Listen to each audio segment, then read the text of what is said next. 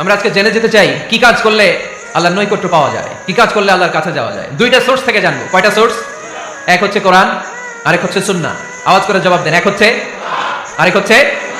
তো আসেন কোরআনকে আমরা জিজ্ঞেস করি, কোরআন তুমি আমাদেরকে বলো কি করে আমরা আল্লাহর কাছে যেতে পারি, কি করে আমরা আল্লাহর কাছের বান্দা হতে পারি, কি করে আমরা আল্লাহ তাআলার নৈকট্য পেতে পারি।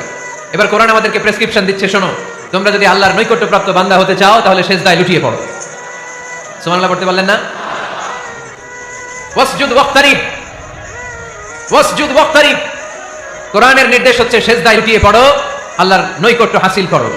ওয়াসজুদ ওয়াক্তারিব সূরা আলাকের শেষ আয়াতের শেষাংশে আল্লাহ আমাদেরকে শিখিয়ে দিচ্ছেন, আমার কাছে আসতে চাও, ওয়াসজুদ, সিজদায় লুটিয়ে পড়ো, ওয়াক্তারিব, আমার কাছে চলে আসো। সুবহানাল্লাহ পড়েন। আমার সাথে সাথে আয়াতটা মুখস্থ করেন, আওয়াজ করে সবাই পড়েন, ওয়াসজুদ ওয়াক্তারিব, ওয়াসজুদ ওয়াক্তারিব। সবাই পড়েন না, ওয়াসজুদ ওয়াক্তারিব।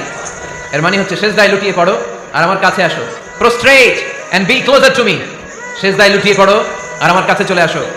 সহিহ বুখারীর বর্ণনায় আল্লাহর হাবিব সাল্লাল্লাহু আলাইহি ওয়াসাল্লাম বললেন, আকরাবু মা ইয়াকুনুল আবদু মির রাব্বিহি ওয়া হুয়া সাজিদুন ফাআকসিরু ফীহি দুআ। বান্দা যখন সিজদায় লুটিয়ে পড়ে তখন বান্দা আল্লাহ তাআলার সবচেয়ে কাছে চলে যায়। ফাআকসিরু ফীহি দুআ, তাই তোমরা বেশি বেশি দোয়া করো। এজন্য সিজদায় পড়ে কি করবেন? কথা বলেন, আরো জোরে বলেন, সিজদায় কি করবেন? কিরা ঘুমে অলসে আমাদের রাত কেটে যায়, সিজদা দেওয়ার সময় নাই। কখন প্রভুর দরবারে হাজিরা দেব, কখন সিজদা দেব? আল্লাহর হাবিব সাল্লাল্লাহু আলাইহি ওয়াসাল্লাম বললেন, আকরাবু মা ইয়াকুনুল আবদু মির রাব্বিহি ওয়া হুয়া সাজিদ ফাআকসিরু ফীহি দুআ। তোমরা যখন সিজদায় লুটিয়ে পড়ো তখন তোমরা আল্লাহর সবচাইতে কাছে চলে যাও। এজন্য ওই সময় বেশি বেশি আল্লাহর কাছে চেয়ে নাও। সুবহানাল্লাহ পড়েন। মনের যত আকুতি আছে, যত জ্বালা আছে, যত বেদনা, সিজদায় পড়ে আল্লাহরে বলার দরকার আছে না নাই? কারণ কেউ যেটা শুনে না, শুনে কে? পরীক্ষায় ভালো করতে চান, সিজদায় লুটিয়ে পড়ে আল্লাহরে বলেন। নেককার স্ত্রী চান, সিজদায় পড়ে আল্লাহরে বলেন। নেককার সন্তান চান, সিজদায় লুটিয়ে পড়ে আল্লাহরে বলেন। বিসিএস পরীক্ষায় টিকতে চান, সিজদায় লুটিয়ে পড়ে আল্লাহকে বলেন। পাসপোর্ট দিয়ে রেখেছেন, ভিসা হয় না, সিজদায় লুটিয়ে পড়ে আল্লাহরে বলেন। মনের যত জ্বালা, যত যন্ত্রণা, যত আকুতি, যত হাহাকার, সিজদায় লুটিয়ে পড়ে আল্লাহরে বলেন। কারণ আল্লাহর দরবার এমন দরবার, এই দরবার থেকে কেউ কোনোদিন খালি হাতে ফিরে না। চিল্লায় বলেন ঠিক কিনা? আকরাবু মা ইয়াকুনুল আবদু মির রাব্বিহি ওয়া হুয়া সাজিদ। বান্দা যখন সিজদায় লুটিয়ে পড়ে বান্দা আল্লাহর সবচাইতে কাছে চলে যায়। তাহলে কোরআন আমাদেরকে জানালো, যদি আল্লাহর প্রিয় হতে চাও সিজদায় লুটিয়ে পড়ো। আল্লাহর প্রিয় হতে চাইলে কি করব?